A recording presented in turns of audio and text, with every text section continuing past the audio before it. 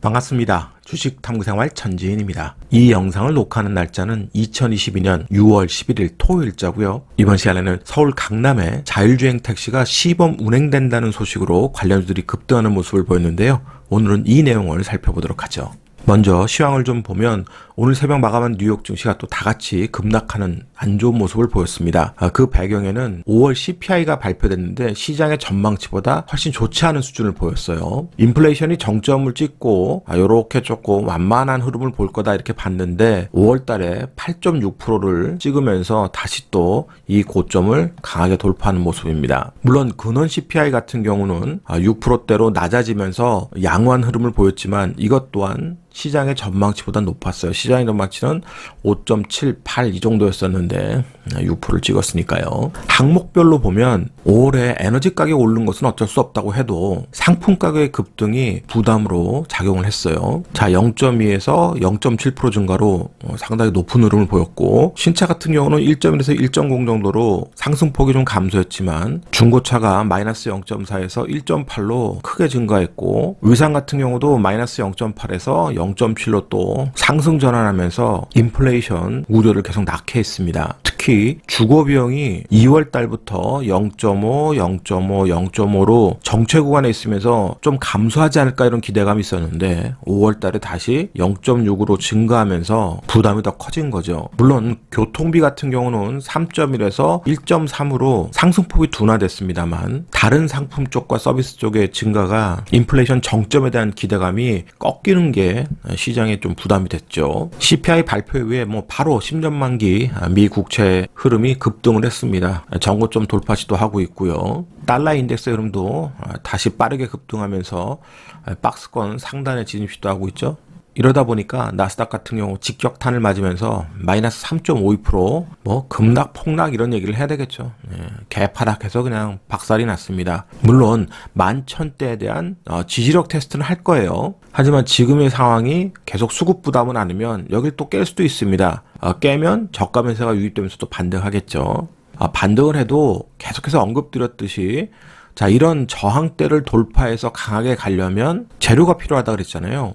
반전의 시나리오가 나와서 재료가 나와줘야 이런 13,000도 진입하고 또 조정 후에 다시 돌파해서 14,000대를 해서 가고 이런 모습들이 나올 수 있는데 지금은 그런 재료가 부족하니까 올라오면 다 뚫겨 맞는 겁니다. 이렇게 우리 원달러 환율 같은 경우도 지난번에 설명드렸듯이 1240원 찍으니까 반등이 나왔어요. 기술적 반등이 나오는데 달러가 그렇게 강하면 다시 또 이 1290원짜리를 찍을 수도 있겠죠. 어쨌든 지금 원화의 약세 구간에서는 수급이 좋을 수 없습니다. 그러니까 계속 우리도 시장에 부담을 안는 거예요. 더군다나 금주에 계속해서 좋지 않은 소식 중에 하나가 화물연대 파업 소식이었습니다. 산업계 전반 피해가 확산되는 과정인데 아직은 초기이기 때문에 큰 피해라고 볼 수 없지만 이것이 빠르게 수습되지 않으면 전방위적으로 우리 산업계에 미치는 영향이 커지게 되겠죠. 그러니까 그런 심리 부담이 우리 주식시장에 고스란히 녹아내린 거죠. 그래서 이것이 오래 지속되면 지속될수록 우리 시장에는 상당히 부담이 된다. 이렇게 봐야 될 것 같습니다. 그래서 이 파업이 해소되는 시점이 오는지 또 우리는 봐야 될 것 같아요. 그러니까 악재가 계속해서 쏟아집니다.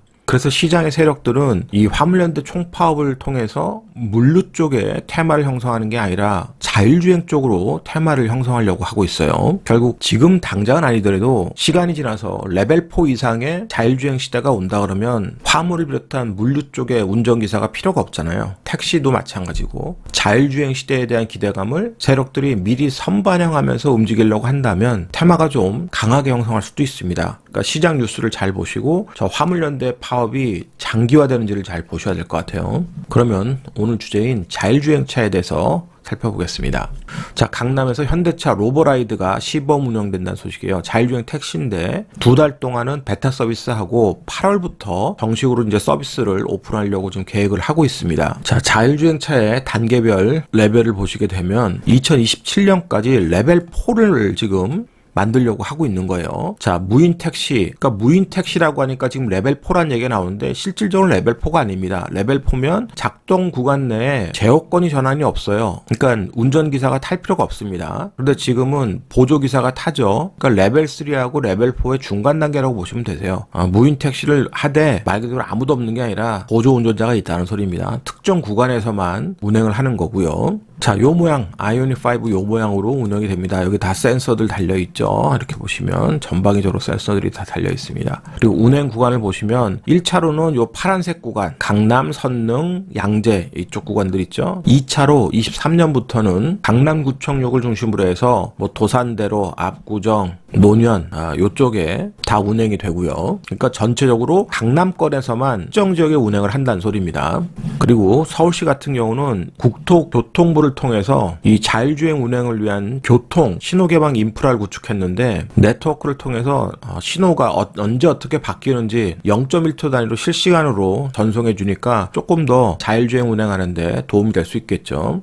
그리고 2027년에 자율주행 4 레벨이 정말로 진입할 수만 있다 그러면 이건 뭐 택시가 시작이니까 기본 택시는 말할 것도 없죠. 물류 쪽에도 저 자율주행 시대가 올 거라고 보고 있습니다. 그래서 그런 스토리를 과연 세력들이 만들어내는지 한번 좀 유심 있게 보실 필요가 있어요. 금일장 대장주로 등극한 모트렉스는 무상증자 이슈로 인해서 먼저 1차 시세를 냈었죠.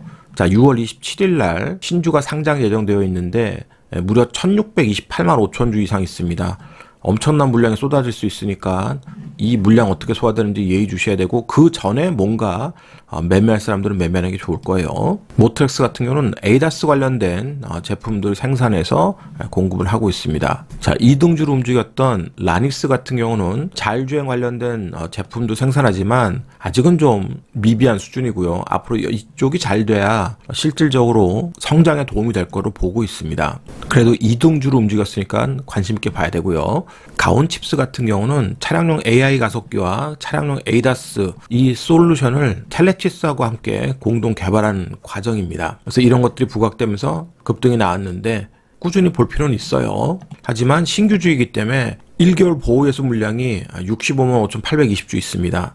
지금 유통 물량이 329만 주 정도 되기 때문에 이 65만 주 물량은 적은 물량이 아니죠. 5월 20일 이전에 역시 매매를 하고 그 이후에는 이 매물이 어떻게 소화되는지 좀 보시는 게 좋아요. 그리고 프론티어라고 하는 기업이 있는데 역시 신규주입니다. 자동차 전장용 카메라 핵심 공동 장비 ADAS하고 자율주행 센싱 카메라 조립 장비하고 검사 장비 이쪽에 그 제품을 생산하는 기업이에요. 자, 1개월 보호 예수 물량이 풀렸는데 어느 정도 소화됐다고 보고요. 3개월 물량은 48,000주밖에 없으니까 물량 부담이 없습니다. 나머지는 다 1년 이상이니까 시간이 충분히 있고요. 그래서 뭐 여러 종목들이 또 언급은 되겠습니다만 일단 금일장 수급이 붙으면서 좋은 흐름을 만들었던 이 네 종목을 먼저 우선적으로 보시고 그 중에서도 매매를 좀 하기 좀 편안한 기술적 자리를 주는 종목들은 프론티어 쪽을 보시는 게 좋을 것 같습니다. 기준은 모트렉스의 흐름을 보고 하시되 그러면 차트를 통해서 주가의 위치와 전략을 생각해 보겠습니다. 현대차의 실질적 자율주행 시스템에 솔루션을 제공할 수 있는 기업은 현대오토에버가 있습니다. 뭐 부품 쪽은 모비스나 이런 쪽이 있지만 오토에버 같은 경우 그런 재료가 나왔어도 급등하는 모습은 없죠. 그러니까 당장 수익이 되지 않는다는 소리입니다. 시간이 멀었다는 소리고요. 대신 앞전에 그런 재료로 한번 급등을 했었잖아요. 이렇게 왕급등한 이후에 박스권의 수렴입니다. 그러니까 현대오토에버는 이런 박스권의 저점에서만 대응하고 반등하면 파는 그런 전략을 세워야 되겠죠. 그러니까 지금의 급등은 오로지 테마 논리에 의해서만 움직였다는 소리입니다. 모트렉스 같은 경우 신고가를 냈습니다. 앞전에 고점들 다 돌파하고 신고가 냈는데 두 주 무상증자 이슈로 인해서 한번 1차 급등이 나왔고요. 그리고 추가 급등이 나오는 과정입니다. 하지만 유상증자 물량이 앞으로 나올 거기 때문에 그 전에 빠르게 매매할 분들만 매매하시는 게 좋고 얘를 기준으로 다른 종목을 보시는 게 좋을 수도 있어요. 자, 라닉스 역별에서 갑자기 재료나면서 급등 나왔습니다. 앞전에 다 매물대 있기 때문에 쉬운 종목은 아니죠. 매매하기가 쉽지 않습니다. 여기도 다 매물대입니다. 다 물려있는 자리 거래량이 이때보다 덜 터지고 있고요. 그러니까 매매하기가 쉽지가 않죠. 그러니까 정별 이후에 매매하는 게 좋을 수 있어요. 그러니까 장중 단타로만 좀 끝내면 괜찮을 것 같고요. 가온칩스 바닥에서 강하게 반등을 했습니다. 근데 거래량이 앞전 거래량보다 부족하죠. 1개월 후에 매물 나올 거 있고요. 그래서 매매하는 게 만만치는 않을 거다. 오히려 프론티어가 괜찮다 그랬습니다. 프론티어 같은 경우는 상장 이후에 완전히 그냥 급락을 했죠.